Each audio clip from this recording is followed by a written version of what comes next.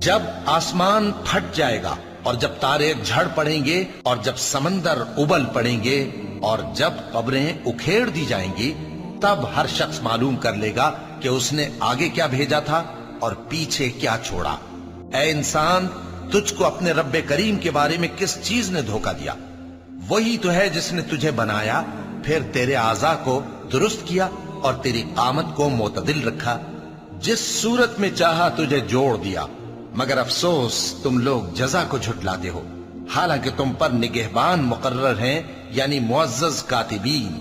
جو کچھ تم کرتے ہو وہ اسے جانتے ہیں۔ بے شک نیکوکار نعمتوں کی بہشت میں ہوں گے اور بدکردار دوزخ میں، یعنی جزا کے دن اس میں داخل ہوں گے اور اس سے چھپ نہیں سکیں گے۔ اور تمہیں کیا معلوم کہ جزا کا دن کیسا ہے؟